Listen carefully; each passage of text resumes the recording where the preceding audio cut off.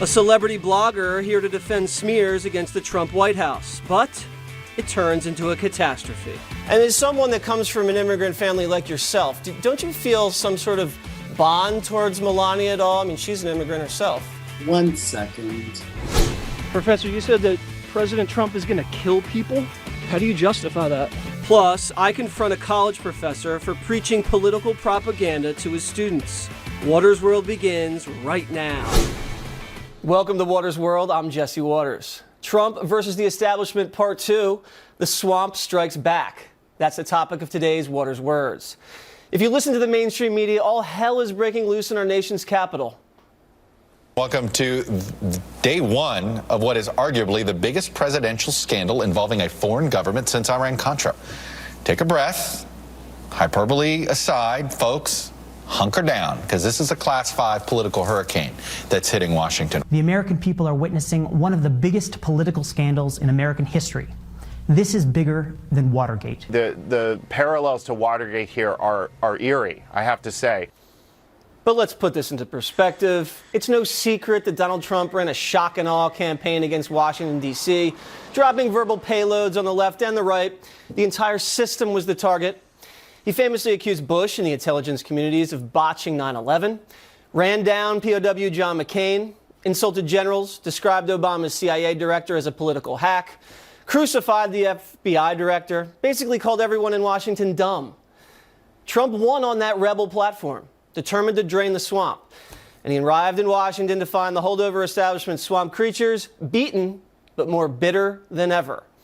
These so-called low-life leakers have waged a war from within against Mike Flynn, now former Trump national security advisor, who was disliked by intelligence operators, Cold War hawks, and Obama holdovers who feared Flynn would bear the dirty details of the Iranian nuke deal. Flynn's gone because he made a legal call to Russia that was wiretapped by the feds and then criminally leaked to the press. Flynn wasn't upfront about it, and he had to go. But unless he lied to the FBI, this is a cover-up without a crime. Obama officials called Syrian dictator Bashar Assad during the transition to say they would take a softer approach than Bush did. Regardless, let's look at the allegation of Trump cozying up to Russia versus the Obama administration's relationship with Russia. Hillary's attempted warming relations with Russia, handing over a corny reset button. It was actually misspelled. Hillary allowed Russian access to Canadian uranium deposits after her husband Bill was paid $100,000 to speak in Moscow. President Trump watched Russia take over Crimea and large portions of eastern Ukraine, never sending any real assistance to our ally. President Obama famously caught whispering on a hot mic to the Russian president.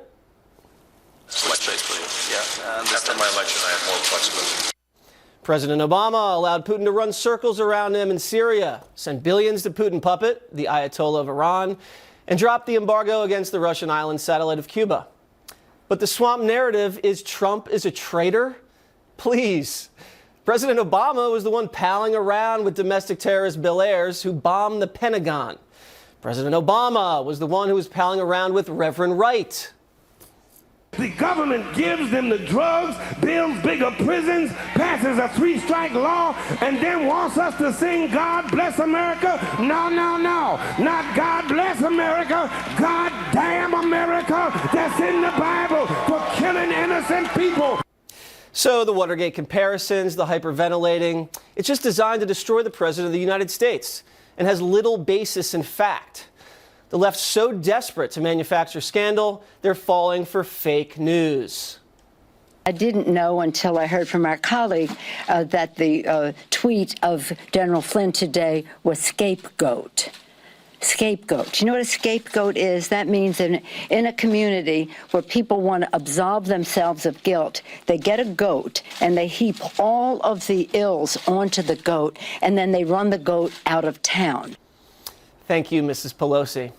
Turns out that was a fake tweet and the minority leader got duped, which is why she will continue to be called the minority leader.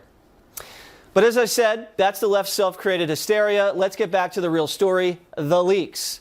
Joining me now is author of Flyover Nation, as well as the host of Dana on Blaze TV, Dana Loesch.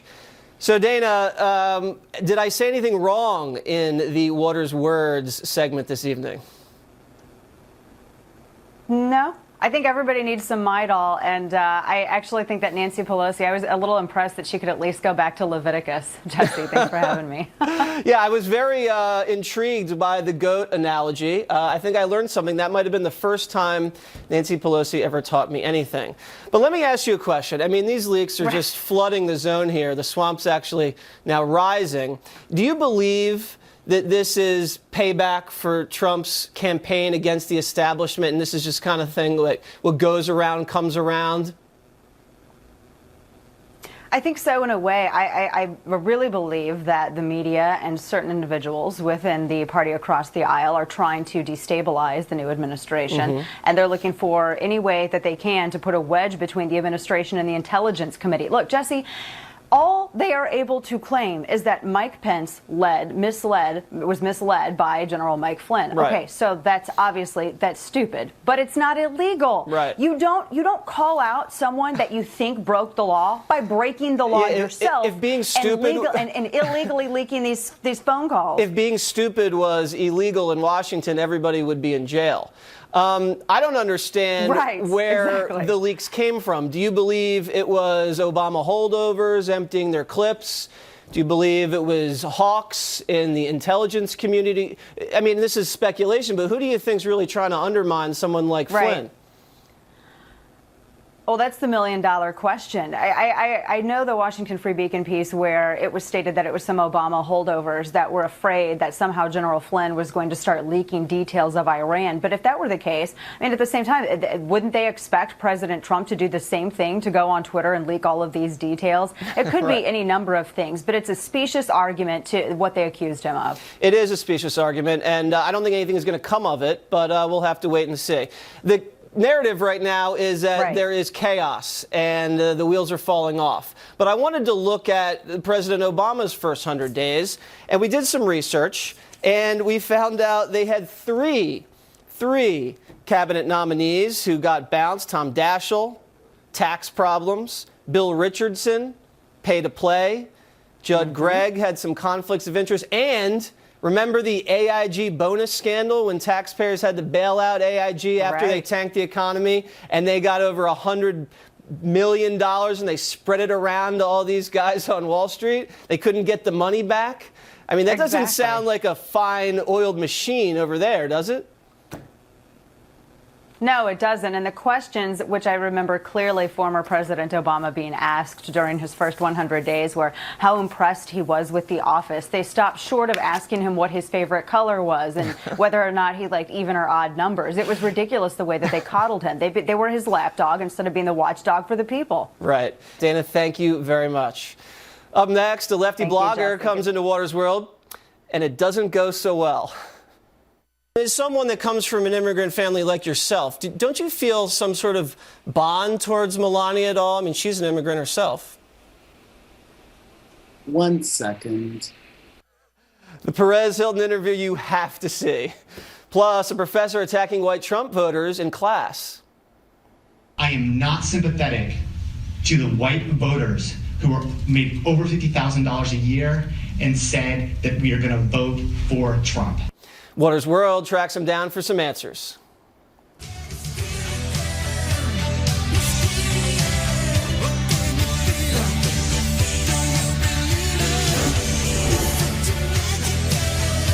Don't let a cracked windshield ruin your... Hollywood's legion of liberals have been freaking out over the Trump presidency since well before he took office.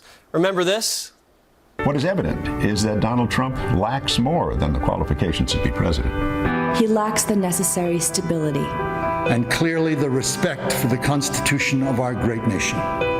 You have the position, the authority, and the opportunity to go down in the books as an American hero who changed the course of history.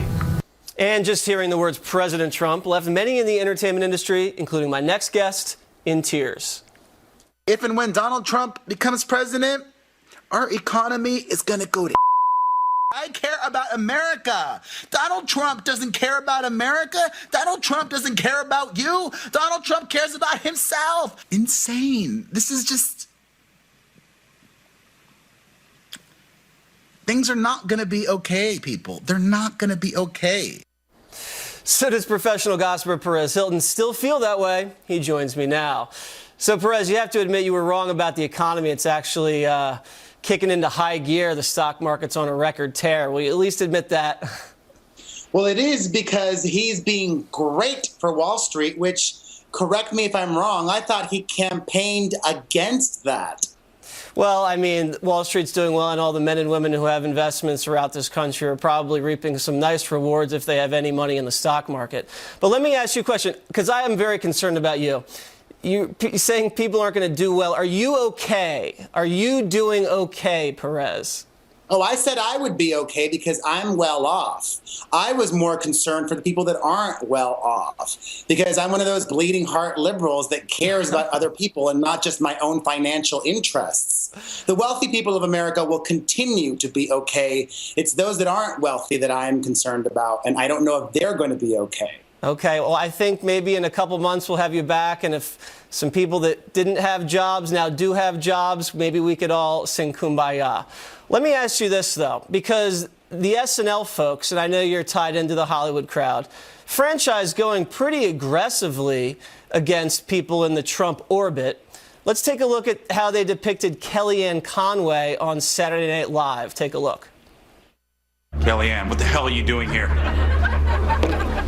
I just want to be a part of the news, Jake. And this is how you do it?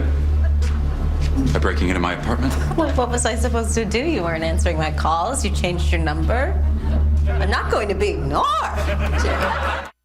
So I thought it was pretty funny when Melissa McCarthy did the Spicer imitation. That was hilarious.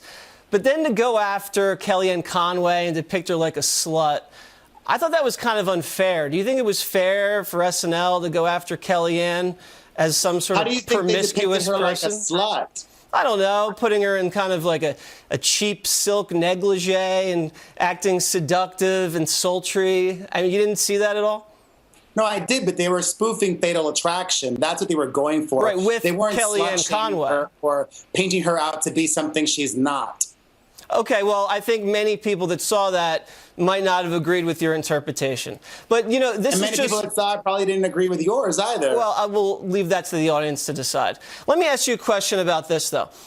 The New York Times writer, journalist he calls himself, was at some party... Or it might be her. We don't know who the gender Let me just finish.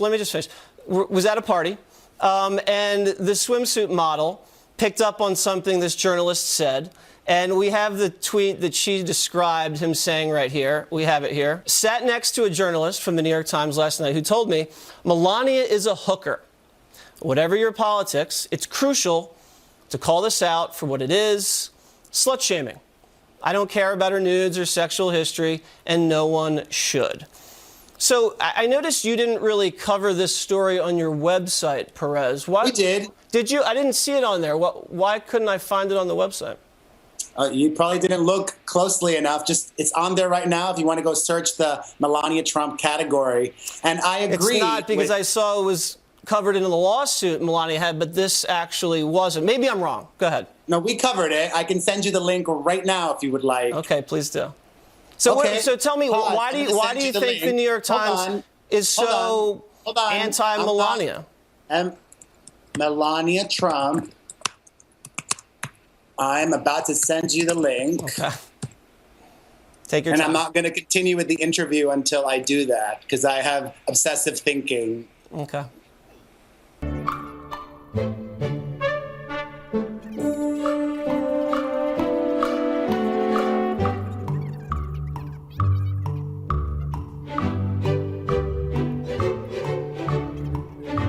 Perez, you know, we don't have time for you to go through the website because, like I said, I couldn't find it there either. But if you just answer my question, we'll assume you have it.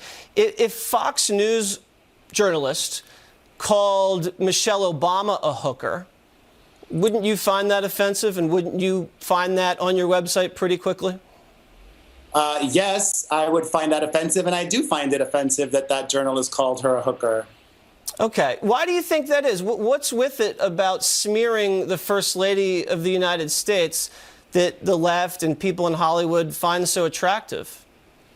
I mean, I would disagree with you there. I don't think that people smear her at all. I pity her. Why do you pity Melania Trump? What? Why? Because I would perceive her to be somebody who's not very happy. Why do you know what's in her heart? I didn't say I do. I said I perceive her to be. What gives you that ability to perceive for genuine feelings?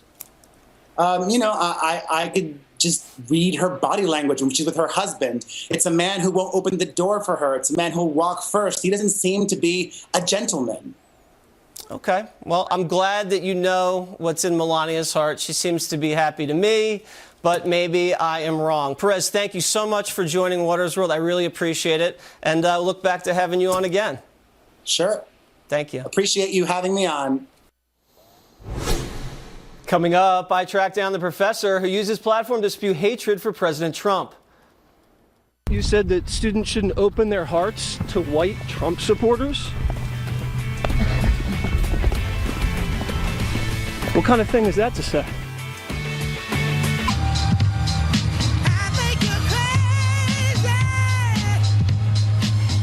Donald Trump not just being attacked in the media, but also in the classroom. One professor at St. Joseph's University in Philadelphia, David Perry, who is chair of the communications department in charge of teaching future journalists, used his platform to tell students, quote, people will die as a result of, quote, white Trump voters. This claim is absurd and demands answers. Take a look.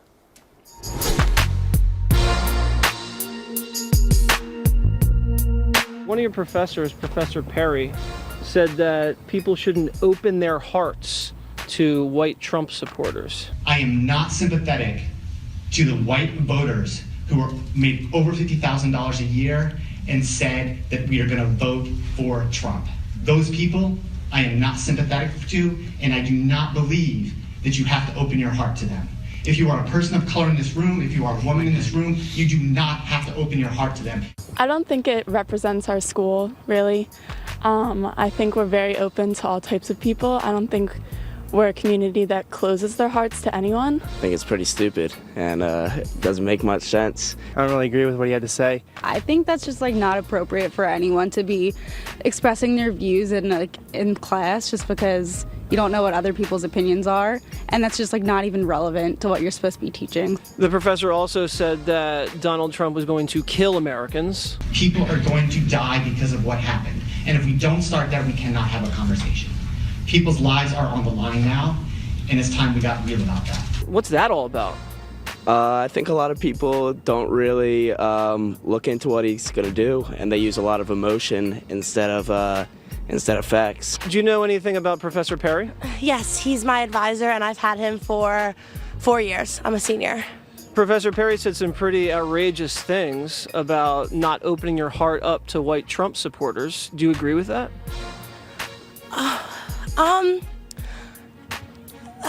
Is the administration going to do anything about the professor? Not that I've heard of. Do you think they should?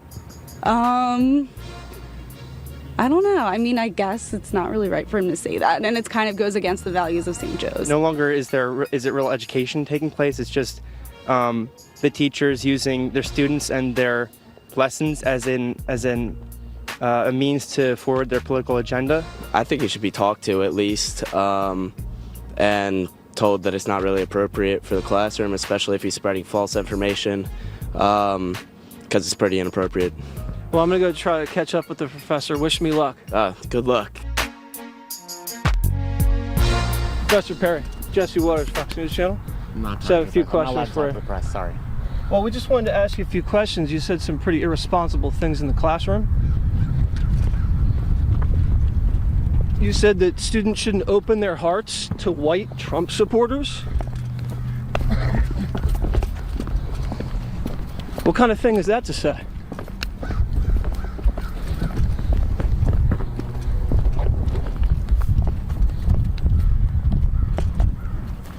Professor, you said that President Trump is going to kill people?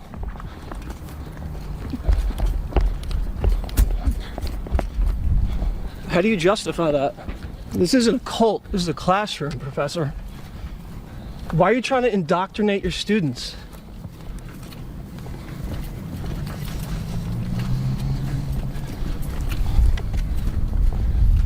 Does St. Joe's even know that you said these things? Because they do now. We've reached out to St. Joe's University for comment and have not received a response yet. Coming up. Now, he had a very famous saying, ready? Read my lips. No new. Oh my God. Think you could pass the Watters World President's Day quiz? Legal help is here. Live from America's News headquarters, I'm Harris Faulkner. A working weekend for President Trump. He spent the day interviewing 4 candidates to be his new national security advisor, and he's expected to name a new advisor in the coming days. Also coming, the president may roll out a new executive order handling people coming into the U.S. The new policy will not stop green card holders or travelers already on planes from entering the United States. Reports a couple of draft memos obtained by the Wall Street Journal and other media outlets show there could be a crackdown on illegal immigration by hiring thousands of additional federal agents. Secretary of Defense General James Mattis is considering sending additional U.S. troops into Afghanistan. The top U.S. commander there has requested adding several thousand troops to train and advise Afghan forces. Secretary Mattis says he's formulating his decision. SpaceX has left the Earth. The unmanned rocket lifted off from Cape Canaveral on a delivery mission to the International Space Station. And now we're going to deliver you Watters World. This is a Fox News alert. President Trump holding his first rally since taking office. That's the big story on Watters World tonight. Speaking to a huge crowd in Melbourne, Florida, Campaign Trump was back.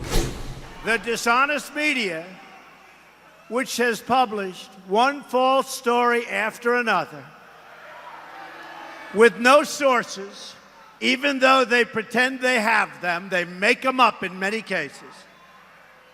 They just don't want to report the truth, and they've been calling us wrong now for 2 years. They don't get it, but they're starting to get it. I can tell you that. You want lower taxes, less regulation, millions of new jobs, and more products stamped with those beautiful, beautiful words, made in the USA. Mr. President, thank you, sir. We the people, all movement is the reason why our president of the United States is standing here in front of us today. We're going to downsize the bloated bureaucracy and make government lean and accountable. We are going to drain the swamp in Washington, D.C. We will make America proud again. We will make America safe again. And we will make America great again, greater than ever before. As always, he was full of praise and promise for America, taking some shots at his favorite target, the media. This comes after days of battles with him, including this week's tale of 2 press conferences. Let's start with Wednesday's joint press conference, where Trump called on 2 right-of-center reporters. He was presidential, disciplined, and measured. But here's how the press reacted. The President of the United States is shutting down part of the First Amendment by not taking questions that are going to be anyway antagonistic in this. The last 3 news conferences, Wolf, all of the questions to the American news media have been handled by conservative press. And I think, Wolf, there's no other way to describe it, but the fix is in. Poor media. They got their feelings hurt. Fast forward to Thursday's press conference in a freewheeling, no-holds-barred spectacle that was absolutely riveting. He called on that same reporter who claimed the fix is in. I can handle a bad story better than anybody, as long as it's true. And, you know, over a course of time, I'll make mistakes and you'll write badly, and I'm okay with that. But I'm not okay when it is fake. Jim? Thank you very much. And just for the record, we don't hate you. Tomorrow they will say, Donald Trump rants and raves at the press. I'm not ranting and raving. I'm just telling you, you're dishonest people. I'm changing it from fake news, though. Doesn't that undermine? Very fake news. This time everybody got a shot at the throne. All better? Hardly. Roll the tape.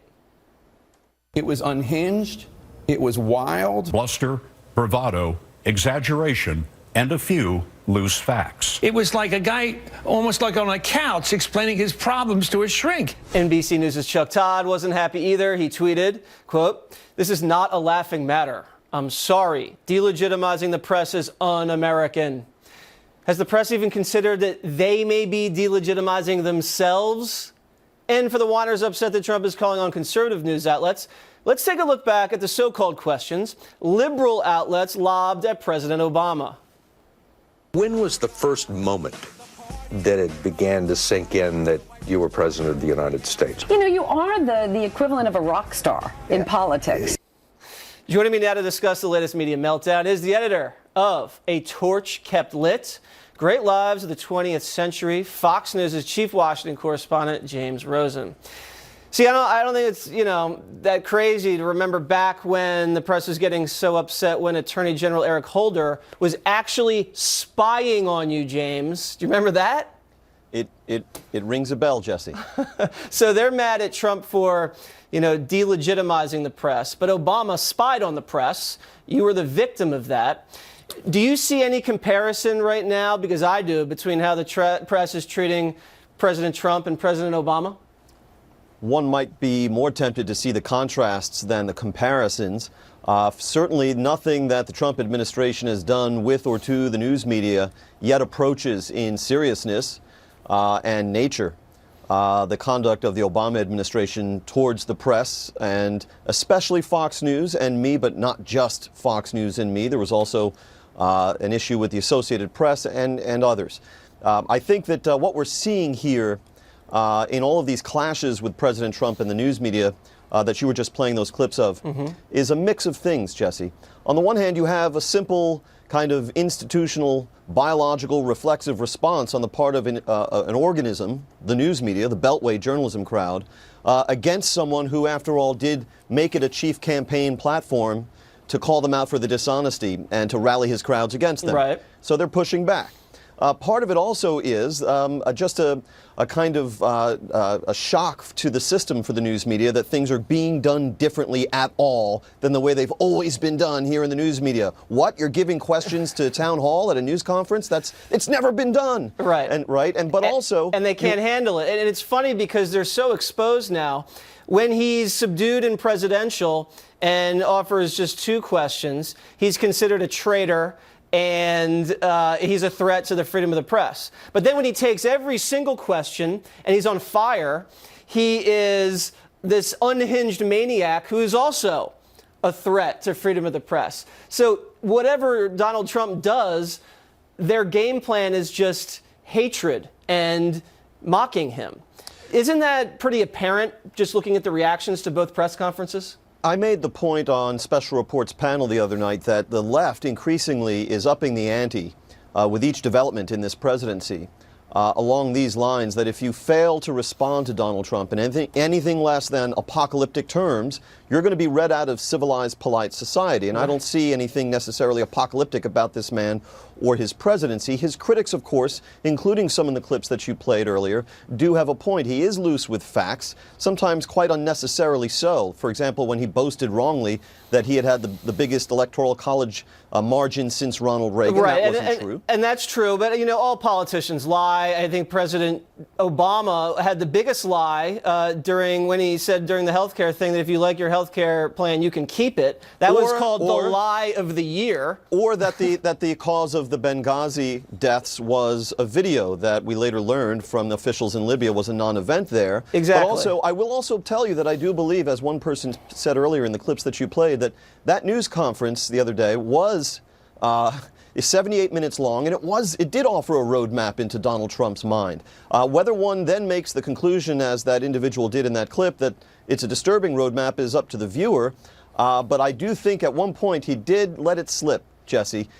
He said, I'm enjoying the back and forth, and I guess I have my whole life. Okay? And that was it. That was where he acknowledged that for all this hatred of the dishonest media, yes, it's really a love-hate relationship. It is a love-hate relationship, and I think the press loves to hate him, and he just loves giving it right back. Thank you very much, James. Appreciate it. Thank you, Jesse. Mark Cuban getting into a nasty war of words with President Trump. His Shark Tank colleague not too happy about it. He's here to take him on next. Plus, the dreaded Trump handshake gripping Washington, D.C. We'll tell you how you can handle it.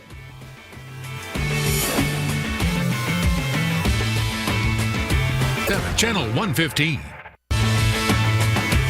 I will pay you for this. I'll buy this. Because it says, you're dead to me, and you are, because I'm out. Donald Trump is already doing it here at home. And now Shark Tank's Mr. Wonderful wants to make Canada great again. Businessman Kevin O'Leary is running to be the conservative leader of our neighbor to the north. What lessons has he already learned from President Trump? He joins me now. So, Kevin, you and Trump are big billionaires. You guys understand leverage very effectively.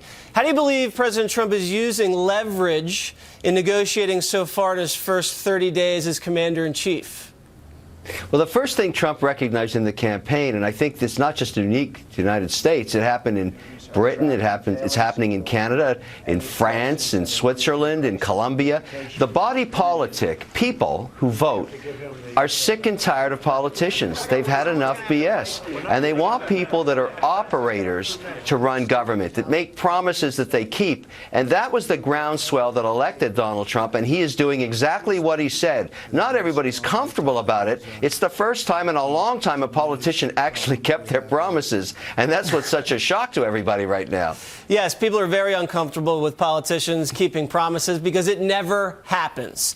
And one of your colleagues in the Shark Tank, Mark Cuban, very vocal critic of Trump before and after he was elected, he actually said this on the O'Reilly factor. Roll the tape.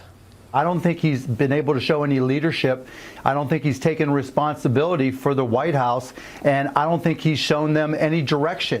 And Donald Trump hit back hard on Twitter, as he always does, saying, quote, "I know Mark Cuban well. He backed me big time, but I wasn't interested in taking all of his calls. He's not smart enough to run for president." So what's going on there with your colleague Cuban? A lot of sour grapes, it seems like. Well, Mark has been very vocal, as you've suggested, and he's an open critic, and he has every right to be so. We live in a free speech domain all across North America. I get that. But, you know, if you go back and look at any administration switchover, I don't care which president came in, every cycle, every 4 or 8 years, you get pretty well chaos in the beginning. There's a lot of issues that happen, and there's mistakes made, and that's exactly happening here. What's unique about the Trump presidency is he listed 4 or 5 items that he was going to implement, and nobody thought he would do it, and he just rammed them through so fast that it really caught the bureaucracy off guard. And, you know, the way to measure any presidency is to wait and see how it plays out. By the measure of an investor, you've been pretty happy with Trump. You're up almost 10% on the S&P, and a huge move in a short period of time. But you said something that I kind of want to touch on here in terms of economic performance, because let's look at the numbers. President Trump has created well over 200,000 jobs theoretically since the election, secured nearly $80 billion in investments in this country from big names like IBM, Walmart, and General Motors. And, you know, he hit this up the other day, tweeting, "The stock market hits new high with longest winning streak in decades. Great level of confidence and optimism even before the tax plan rollout." So not only do you have him negotiating a lot of companies reinvesting in jobs and infrastructure here in this country, you have the market on a record tear, and the tax cuts haven't even come down the pipeline yet. What do you expect in terms of the tax cut rollout? Basically, the entire financial services sector, large money center banks, and also all the regionals, have moved almost 25% in a matter of 16 weeks. That's unprecedented. And if we don't deliver on deregulation and reduction of corporate taxes, that could easily evaporate. So that makes me a little nervous. The fortunes of these banks haven't changed. Their cash flows haven't changed. The regulation environment hasn't changed. These are all promises. Trump has done a pretty masterful job in getting people to believe he's going to do it. Now he's got to bring home the bacon. That's the key. Speaking of bacon, Canadian bacon, your guy Trudeau was here earlier this week. And, you know, whenever Trump does the photo op, he likes to shake hands very vigorously. And before we do this, let's take a look at how Trump usually shakes hands with men he's dealing with. I think we have some footage here. So, your guy Trudeau tried to beat him to the punch when they shook hands, grabbing him by the arm here, and then kind of going in so he doesn't get the pull job. I thought it was pretty effective. You must have been proud of your Canadian counterpart. My concern about the meeting was this. I looked at it against the British and the Japanese prime minister meetings, because to me, that's a sign of respect, really. Let's remember that Canada and the United States have an unprecedented relationship. Why would Trudeau only get 15 minutes of the president's time in private when the British prime minister got hours and the Japanese went golfing? That's the thing I'm worried about. That's the kind of signal I didn't like. Well, listen, if you're ever elected Canadian PM, maybe you can go play golf down in Florida with President Trump, okay? It's quality time, quality time. That's right. And thank you very much for joining us, and good luck in the election up north. Appreciate it. Take care. Bye-bye. Up next, in honor of this President's Day weekend, a time-honored American tradition, the Watters World Quiz. He was a farmer before he became president. Do you know what he farmed? He had a chicken farm. This is not Colonel Sanders. Corn, wheat. And I'll be reading some of your comments about our show, so be sure to keep tweeting me. Hey, team, I know we're tight on time, but I really need a sick day tomorrow. Now, to see what you'll find out, you can even search yourself. BeenVerified.com.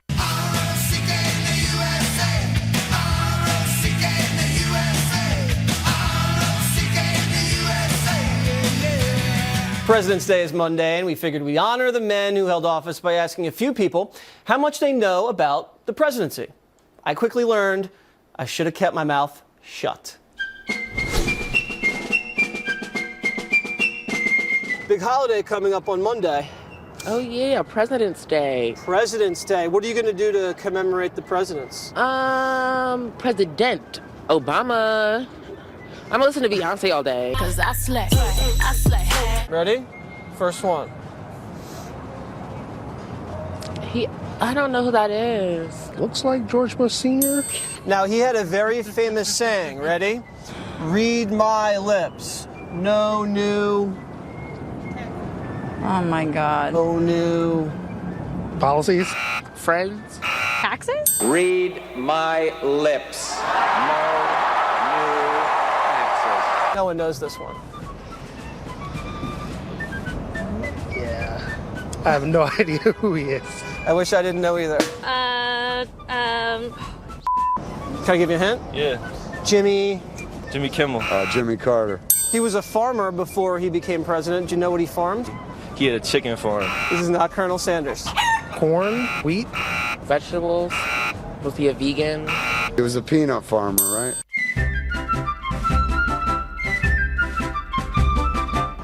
Oh, I know him.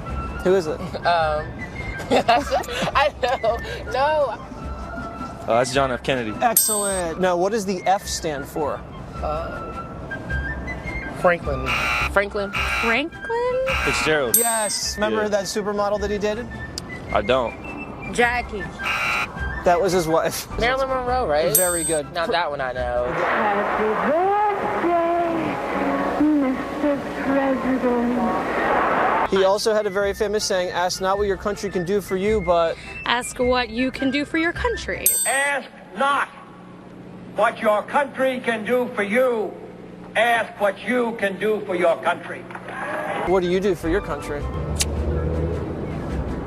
What can I do for my country?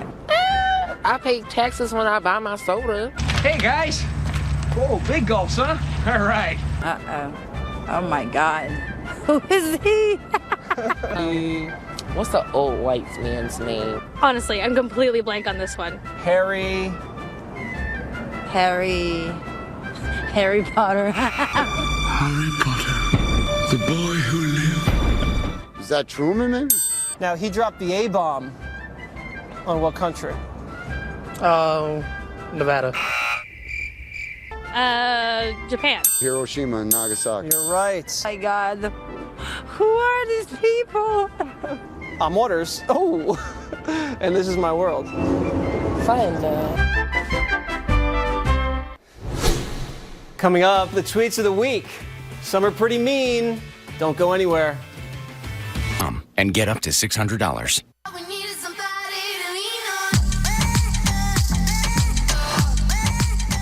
Good or bad, we always want to know what you think of our show. So this week, Candace says, greatest, funniest journalist of all time and always speaks the truth. Waters World, Waters for Prez 2020. Candace, you mean 2024. Fighting the Good Fight writes, has anybody ever told the host of Waters World on Fox News that he is not that funny? Even his sarcasm is bad. My staff tells me all the time. Beautiful Bo says, you, sir, are dumpster diving trash. Bo, one man's trash is another man's treasure. And Troy Magnuson tweets, I'm walking around the office repeating, I'm Waters, and this is my world. I've been told to shut up numerous times. Sounds like a hostile work environment over there. So if you want to let me know how I'm doing, send me a tweet. And you can also find me on Facebook and Instagram. And with that, the show's over. Justice with Judge Jeanine is next. And don't forget, I'm Waters, and this is my world. Right now on Justice, back to basics. I want to be in a room filled with hardworking American patriots who love their country, who salute their flag, and who pray for a better future. After a contentious week, President Trump literally wraps himself in the love of